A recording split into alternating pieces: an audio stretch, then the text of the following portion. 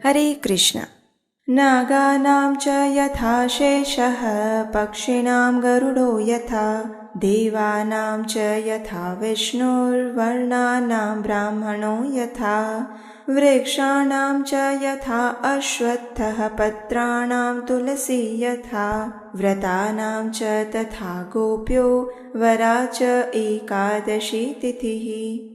गर्ग संहिता के माधुर्य खंड में अध्याय 8 के श्लोक संख्या 50 और 51 में नारद मुनि और राजा बहुलाश्व के बीच संवाद हो रहा है और उसमें नारद मुनि एक कथा का वर्णन करते हुए कहते हैं कि जिस प्रकार नागों में शेष, पक्षियों में गरुड़, देवताओं में विष्णु, वर्णों में ब्राह्मण, वृक्षों में पीपल तथा पत्रों में तुलसी दल सबसे श्रेष्ठ हैं, उसी प्रकार व्रतों में एकादशी तिथि सर्वोत्तम है। और ऐसी ही परम पावनी एकादशी तिथि यानी श्रावण मास के शुक्ल पक्ष में आने वाली पवित्रोपना एकादशी, इस एकादशी को पुत्रदा एकादशी के नाम से भी जाना जाता है, क्योंकि इसका पालन करने वाले निसंतान दंपत्ति को ये एकादशी संतान प्राप्त करने में सहायक बनती है। और इससे जुड़ी हुई एक पौराणिक कथा भी इस बात की पुष्टि करती है। इस एकादशी का पालन करने से व्यक्ति के मेरु समान पापों का भी नाश हो जाता है और जो व्यक्ति भगवान श्री कृष्ण की भक्ति में प्रगति करना चाहता हो उसे भी इस एकादशी का पालन अवश्य करना चाहिए।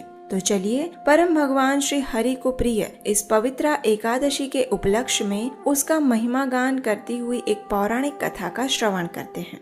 इस कथा का वर्णन आता है गरुड़ पुराण में। हम सब जानते हैं कि पक्षीराज गरुड़ भगवान श्री हरि के वाहन हैं, लेकिन क्या आप जानते हैं उन्हें इस महान सेवा और पद की प्राप्ति कैसे हुई? नहीं ना? तो सुनिए। पक्षीराज गरुड़ के पिता है ऋषि कश्यप और उनकी माता का नाम है विंता। एक दिन विंता और ऋषि कश्यप की अन्य पत्नी कद्रु के बीच में शर्त लगी कि देवताओं के घोड़े उच्च श्रवा का रंग कौन सा है। स्वाभाविक है कि उसका रंग दूध के समान श्वेत था, लेकिन कद्रु ने कपट पूर्वक विंता से कहा कि उसकी पूंछ का रंग काला है। इस बात पर दोनों में शर्त लग गई और ये तय किया गया कि इस बात की पुष्टि की जाएगी और जो भी हारेगा वह दूसरे का दासत्व स्वीकार करेगा। अब देखिए, कद्रु ने चालाकी पूर्वक क्या किया कि उसने अपने सभी संतानों को जो कि सर्प थे उन्हें उस घोड़े की पूंछ पर लिपट जाने के लिए कहा, ताकि जब पुष्टि की जाए तो उसकी पूंछ सच में काले रंग की दिखे।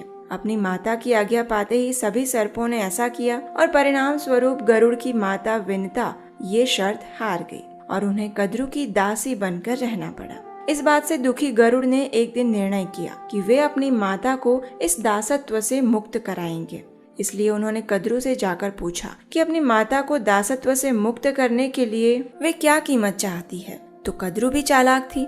वो चाहती थी कि विंता सदैव उसकी दासी बनकर रहे। इसलिए उसने गरुड़ को एक असंभव कार्य सौंपा और वो कार्य था देवलोक से अमृत के कलश को लेकर आने का। गरुड़ ने अपने पिता के मार्गदर्शन में इस असंभव कार्य को संभव बनाने का निर्णय लिया और देवलोक में जाकर अनेक संघर्षों के पश्चात वे उस अमृत कलश को धरती पर लाने में सफल हुए और इस प्रकार उन्होंने अपनी माता विंता को कद्रु के दासत्व से मुक्ति दिलाई।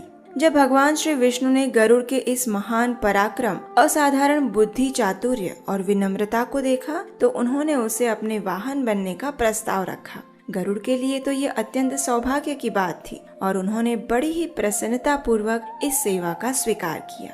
एक दिन गरुड़ और भगवान श्री विष्णु के बीच में कुछ संवाद हो रहा था। उस समय गरुड़ ने भगवान श्री हरि से पूछा, हे भगवान, मैंने सुना है कि सभी व्रतों में एकादशी तिथि आपको सर्वाधिक प्रिय है, लेकिन कई बार इस एकादशी तिथि के दिन को लेकर अनेक भ्रांतियां फैली रहती है। तो आखिर कौन से दिन इसका पालन करना चाहिए, इस विषय में मैं जानना चाहता हूँ। इसके उपरांत इस एकादशी तिथि के महात्म्य के विषय में भी मैं जानने के लिए उत्सुक हूँ। हे प्रभु, यदि आप मुझे योग्य समझे तो कृपया इस विषय में मुझे मार्गदर्शन प्रदान करें। गरुड़ की विनम्रता और जन कल्याण युक्त जिज्ञासा को देखकर भगवान श्री विष्णु ने कहा, हे पक्षीराज, ये सत्य है कि मास में 2 बार यानी शुक्ल पक्ष और कृष्ण पक्ष में आने वाली एकादशी तिथि मुझे सर्वाधिक प्रिय है। एक समय इस पृथ्वी पर महान राजा मांधाता ने इसी एकादशी व्रत का पालन करके पुण्य अर्जित किया था और उसके परिणाम स्वरूप उन्हें संपूर्ण पृथ्वी का एक चक्री साम्राज्य प्राप्त हुआ था। इसलिए प्रत्येक व्यक्ति को अपने जीवन के परम लक्ष्य आध्यात्मिक जीवन में उन्नति हेतु इस एकादशी व्रत का पालन अवश्य करना चाहिए। और रही बात एकादशी तिथि के सटीक पालन के दिन की, तो ध्यान पूर्वक सुनो। एक समय धृतराष्ट्र की पत्नी गांधारी ने दशमी विद्या एकादशी का पालन किया था और उसी के फल स्वरूप उसके सभी 100 पुत्रों का विनाश उसके जीवन काल में ही हो गया था। इसलिए किसी भी व्यक्ति को दशमी विद्या एकादशी का पालन नहीं करना चाहिए। द्वादशी के साथ जो एकादशी आती है, उस एकादशी तिथि में भगवान श्री हरि का सन्निधान रहता है, लेकिन जो दशमी से युक्त एकादशी होती है उसमें असुरों का सन्निधान रहता है, इसलिए उसका पालन नहीं करना चाहिए। ऐसे समय में व्यक्ति को द्वादशी के दिन एकादशी का पालन करना चाहिए। यदि एकादशी तिथि एक कला मात्र गणना में भी रहती है तो द्वादशी युक्त एकादशी को ही यह व्रत उपास्य है।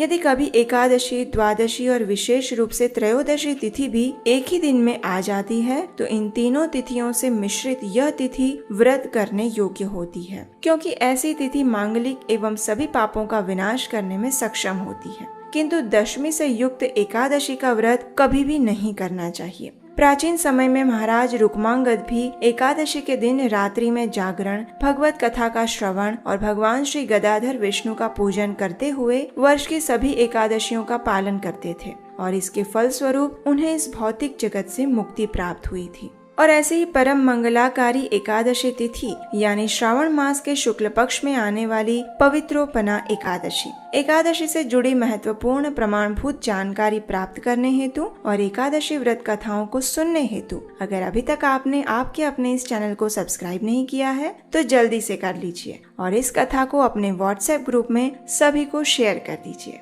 तो चलिए इस अत्यंत शुभ फल प्रदान करने वाली एकादशी तिथि का संपूर्ण श्रद्धा और नियम पूर्वक पालन करते हैं और अपने आध्यात्मिक जीवन में प्रगति का मार्ग प्रशस्त करते हैं।